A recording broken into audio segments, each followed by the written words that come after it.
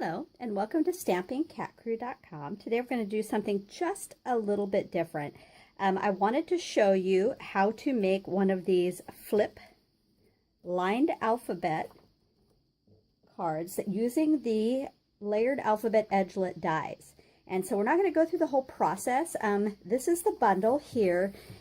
It is absolutely amazing. So the reason I wanted to do a focal on this is you've heard of flip books, like you can flip all the pages. So I created a card for my daughter's birthday. Her name is Gracie. These are the colors. She just redid her bedroom, so she's growing out of being a teen. And I wanted to have this be a focal. But you can also create this as a flip book where you actually have a score line here, like a 1/2 inch in or however much you want that. Or you can do ring binding on the back here onto little tiny pieces of chipboard that you could attach this to back here and have the pages flip open for photographs, and just the possibilities are amazing. I've seen such amazing creativity out there. I did use a double strand of the polka dot ribbon because her room colors were like shades of gray, peach, white, and then there are some it's almost like an industrial contemporary feel, kind of like a Swedish feel. So wanted to have some little, pardon me, black accents in there. I'm going to set that aside, and I'm actually going to show you how the dies work. So super, super, super easy. I'm going to bring in my big shot.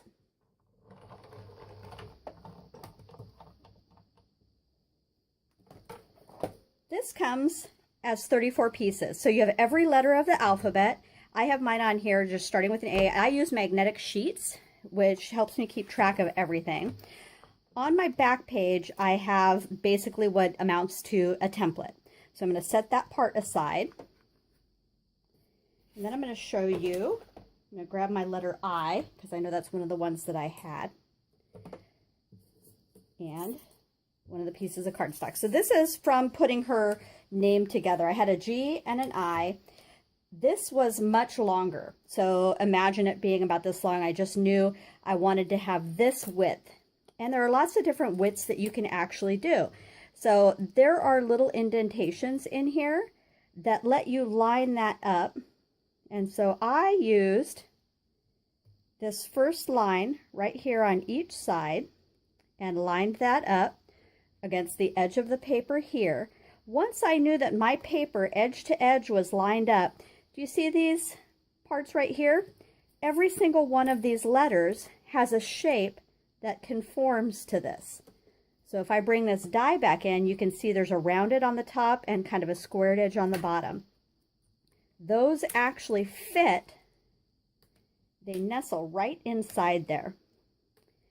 And so what I did then was I took a piece of sticky note and I stuck that down. I took my plate, this one right here, and stuck it on the top, ran it through, and then when you lift this off, this is what you end up with. This letter I right here, and the length however long you want it.